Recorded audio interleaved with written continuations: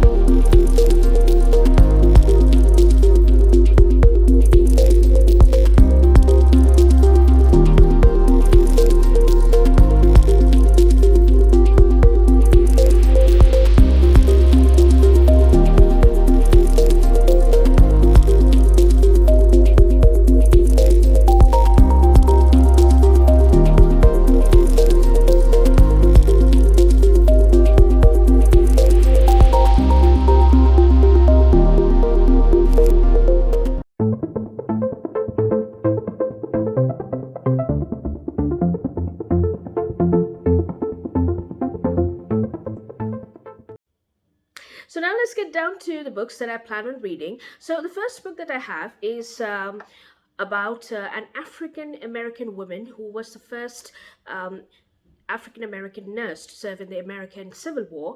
And this is written by Susie Taylor, and it is a Black woman's Civil War memoirs.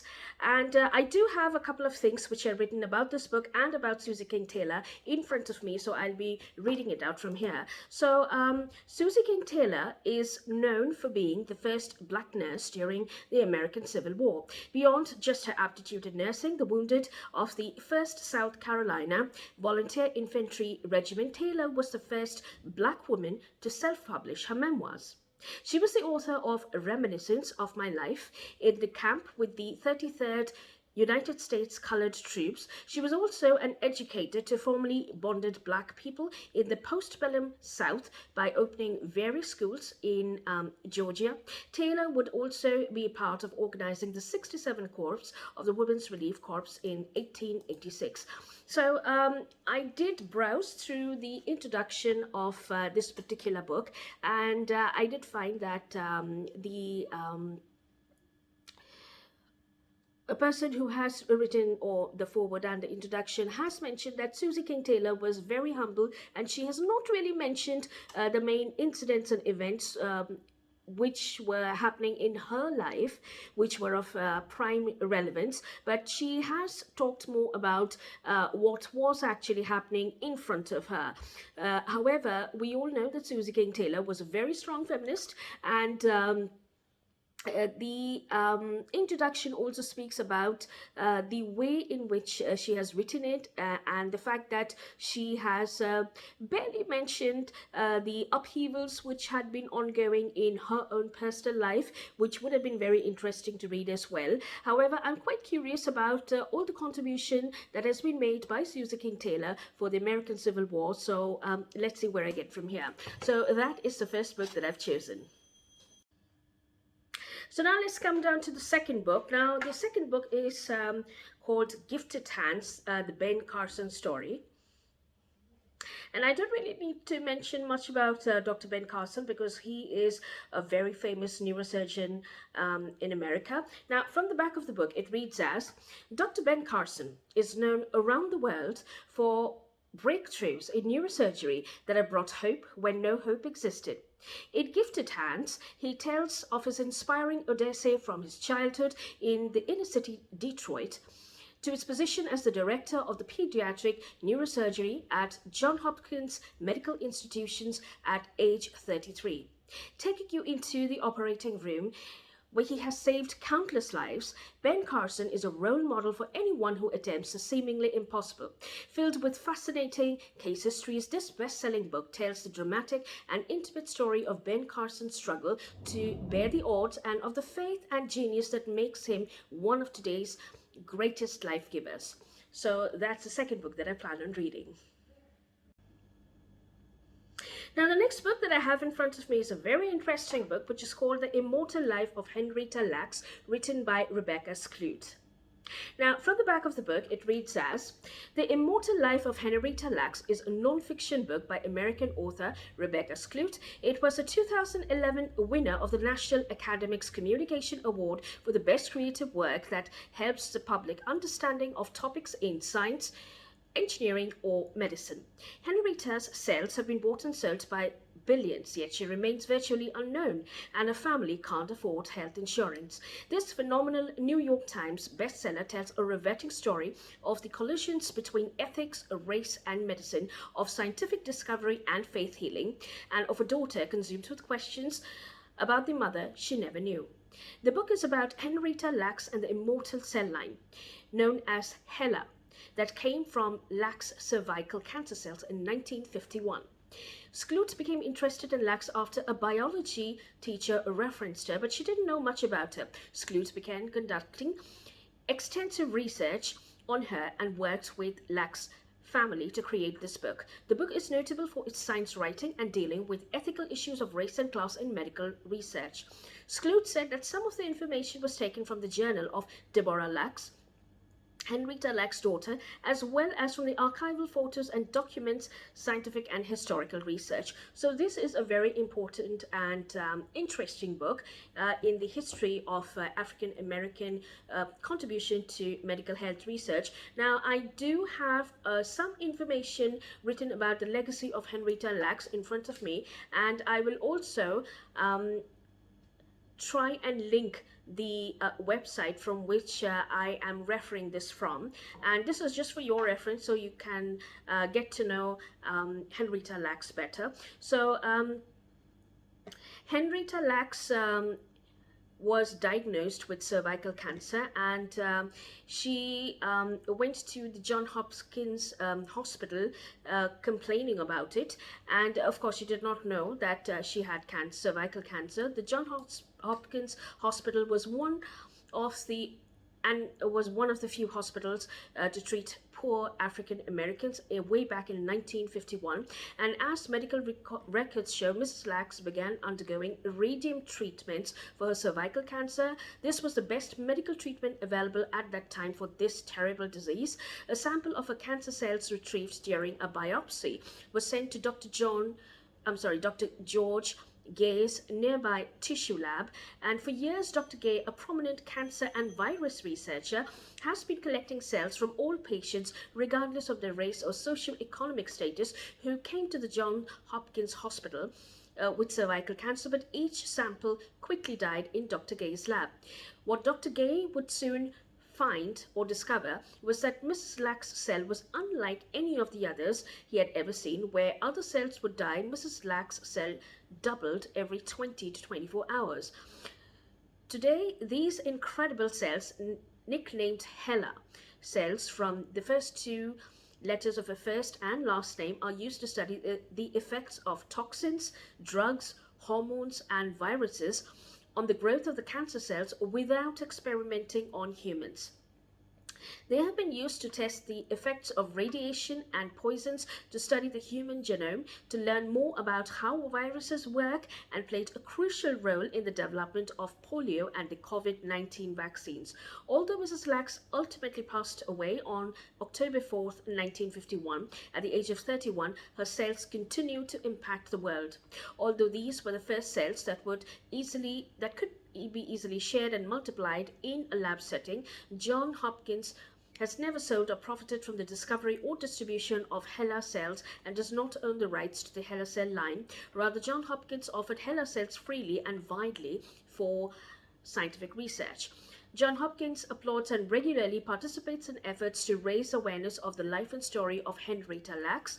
And having reviewed our interactions with Henrietta Lacks and with Lacks family for more than 50 years, we found that John Hopkins could have and should have done more to inform and work with members of Henrietta Lacks family out of respect for them, their privacy and their personal interest. And there's a lot more which has been written, but yes, this is the main gist of what I did find about the Hella cells, which have been crucial not only way back in 1951 but till date as well. So those were some of the books which I have in physical copy. There is another book which I'm still waiting to be delivered. I believe it will be delivered about the first week, somewhere around the first week of February, and this is called Jocelyn Elders MD, from Sharecropper's daughter to Surgeon General of United States, and this has been written by Dr. Elders herself along with David Shanoff. Now about the book, it's written as few Americans recognize the strength of character, depth of knowledge and uncommon sense of Dr. Elders, which she possessed because she was drummed out of office of Surgeon General after only 15 months, forced to resign for the crime of speaking candidly about sexuality. Fortunately, she has written her autobiography and it's quite a tale. The eldest of the 8 children, Elders grew up in rural Arkansas and knew early on that she didn't want to live as a breaking a life as her mother did. Happily enough, she earned a college scholarship and then joined the army so that she could go or afford to go to the medical school, becoming only the second black woman to do at the University of Arkansas.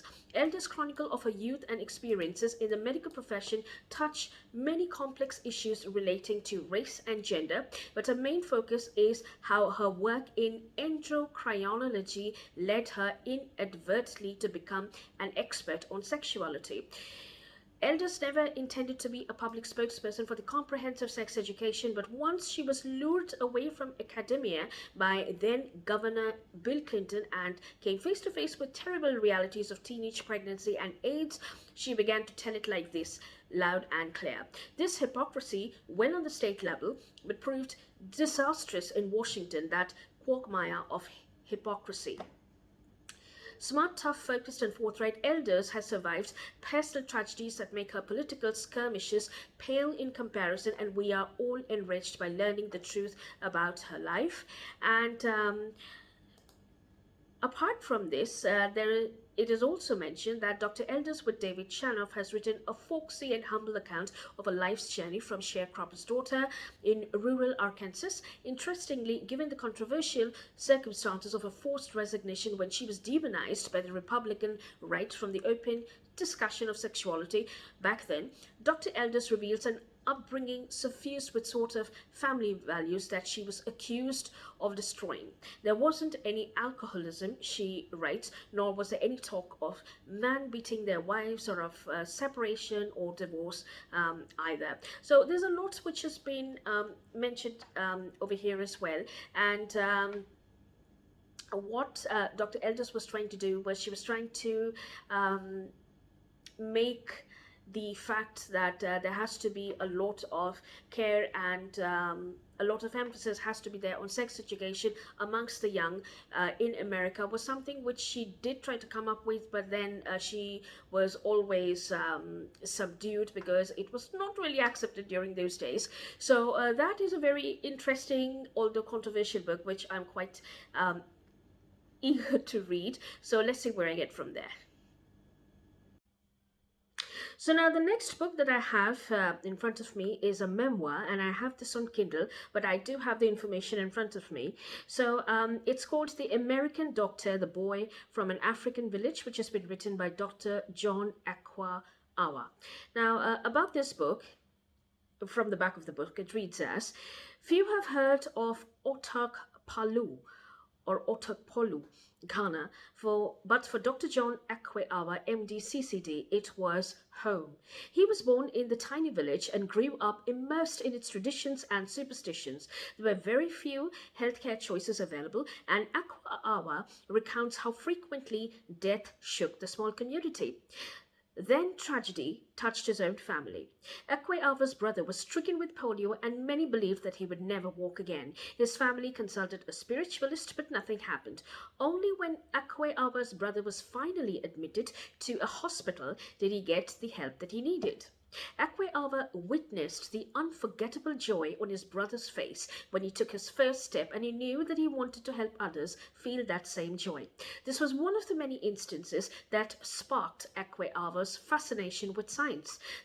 In the spellbinding memoir, he tells the amazing story of how he left Otakpolu and pursued a rigorous medical education. But even as he was traveling and studying, Akwe'awa never forgot the important lessons he learned in Otakpolu, nor the debt he owed to his community.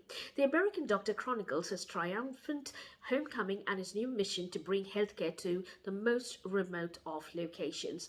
Now, about Dr. Akwe'awa, Dr. John Akwe'awa, MD-CCD, graduated from the University of Ghana Medical School and the Royal College of Physicians, United Kingdom. He was board certified by the American Boards of Internal Medicine. Dr. Akwe'awa has served as a faculty member of the University Hospital in Cardiff, Wales, Michael Rees Hospital, Chicago, Illinois Masonic Hospital, Chicago, and Mount Sinai Hospital, Chicago. He currently works as president, CEO, and attending physician at Dr. John Awa and Associates in Chicago, Illinois. In addition to his medical and business career, Akwe'awa is also deeply involved in the philanthropic efforts. He has helped establish free health care for impoverished communities in the Philippines and Ghana. So that's the next book that I am planning to read. So the next book that I have in front of me is called Nobody Knows the Trouble I've Seen, Exploring the Emotional Lives of Black Women by Inga Burnett Ziegler. Now, from the back of the book, it reads as, Black women are beautiful, intelligent, and capable, but mostly they embrace strong. Esteemed clinical psychologist Dr. Inga Burnett Ziegler praises the strength of women while exploring how trauma and adversity have led to deep emotional pain and shaped how they walk through the world. Black women's strength is intimately tied to their unacknowledged suffering. An estimated 8 in 10 have endured some form of trauma: sexual abuse, domestic abuse, poverty, childhood abandonment, victim or witness to violence, and regular confrontation with racism and sexism. Nobody Knows the Trouble I've Seen shows the trauma often impacts mental and physical well-being. It can contribute to stress, anxiety, PTSD, and depression. Unaddressed, it can lead to hypertension, diabetes, heart disease, overeating, and alcohol and drug abuse, and other chronic health issues. Dr. Bernard Ziegler explains that strong Black women image does not take into account the urgency of Black women's needs, which must be identified in order to lead abundant lives. It interferes with her relationship and ability to function day to day. Through mindfulness and compassionate self-care, the psychologist offers methods for establishing authentic strength from inside out. This informative guide to healing is life-changing, showing Black women how to prioritize the self and find everyday joys in self-worth, as well as discover the fullness and beauty within both her strength and vulnerability.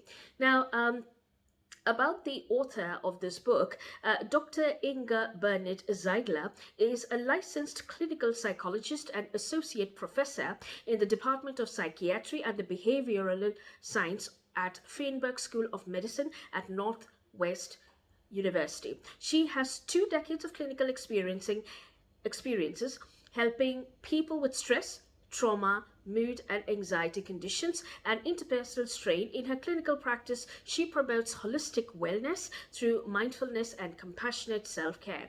Inga's scholarly work focuses on the role that social determinants of health play in mental illness and treatment, particularly in the Black community. She is an advocate of normalizing participation in mental health treatment and assuring that all individuals have access to high-quality evidence-based mental health care. So this is a very interesting book, which I'm looking forward to read.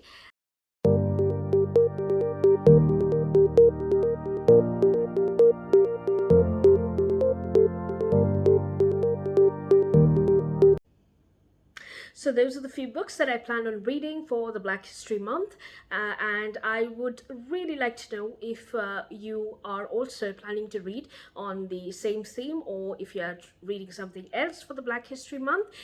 Do please share your views on the books that I just shared with you, and also the tentative books that you plan on reading for the Black History Month if you are observing it. And with that, I will be wrapping up this video. I'll be back next week with another video. So till then, take care, have a good reading week ahead, and namaste.